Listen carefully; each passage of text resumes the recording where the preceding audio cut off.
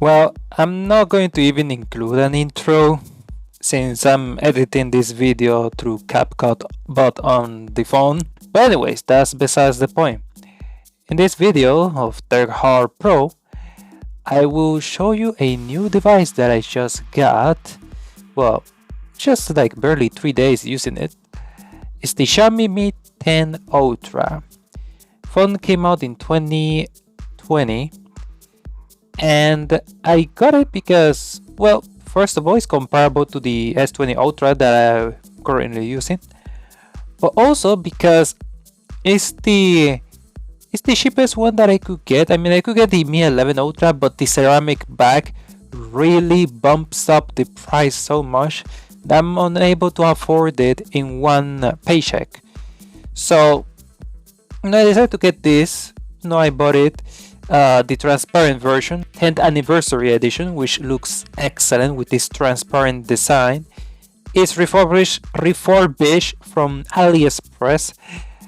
It's just that there's a little bit of dirt inside because it's transparent. I mean, you can tell easily that they did not clean it before putting the back glass, but at least the glues are intact and it basically really looks like brand new.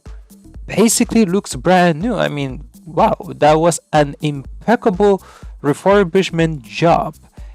I would definitely buy again from this seller. But here's a small detail. The software of it is slightly modified. Think of it as a custom ROM. It comes with an EU version of Xiaomi, but it's clearly not official. It's clearly just a community version that just ports the EU version of the MIUI 14. I thought it was not a Chinese exclusive, but looks like it is, because then it wouldn't come with this ROM. So that's kind of unfortunate that it has to be exclusive to the Chinese version, but what else could you do? Now, I'm doing this little unboxing video, but also I'm going to tell you a little bit of review while unboxing the phone. I used it for 3 days. Today I went out and took a couple of photos and a little bit of video just to see, some basic like recording and taking photos capabilities of it.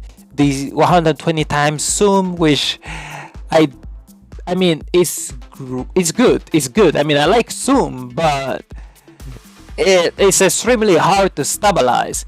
It's easier to stabilize on the S20 Ultra because it automatically has this stabilization symbol thingy. This Xiaomi does not have that stabilization option. So you have to use a tripod or keep your hands extremely steady if you're going to use 120 or even 100 times zoom. Now, when it comes to taking photos compared to the S20 Ultra, they're about the same. They take the same photos. They look just as good between those two devices. I mean, I haven't tested much at night. I only took like 2 night photos or 3, and they're basically the same, just slightly better dynamic range on the Xiaomi. And this is like nowadays, because I saw a couple of reviews, YouTube videos, reviews of the phone, and they say, oh, the Xiaomi is way better than the S20 Ultra. But it seems like Samsung updated the phone with camera improvements since then, and they basically take the same photos. It's just that the Samsung one has extra features like live focus video, okay, or portrait video as it is called nowadays. Then there's the when you take a photo and you take it on portrait mode, you can change it after the fact with some extra effects that Xiaomi does not have. But also, it does not duplicate the photo when you save it. It saves the settings of the effect, and if you want to change it again, you can change it again or save a copy of it. Because, okay, I'm getting off track a little bit here, but I'm going to complain about the software of MIUI because it is fine. I mean, if I was forced to use a Xiaomi phone, I wouldn't complain much because I will be forced to it. But I got options. if you want me to use One UI or Mi UI, I'm going with One UI all day, every day. And I heard HyperOS is the same as Mi UI. Mi UI is way better than iOS. I mean, it's an Android phone after all. You get all the benefit of using an Android phone, and I would even say Mi UI is better than Pixel UI. I know some people may think Pixel UI is stock Android. No, it's not stock Android. It's really Google's version of Android. Recording videos though, not only the Xiaomi takes better video at night at 4K 30 frames, because that should be the minimum. No more 1080p, Samsung. 1080p 30 should not be the minimum. Now it should be 4K 30. And the Xiaomi takes better videos at night because it's brighter. No, but at day as well. I went to the mall. I took a little video at day, and the Xiaomi takes better videos at day as well. It has better dynamic range. It has better smoothness on the zoom.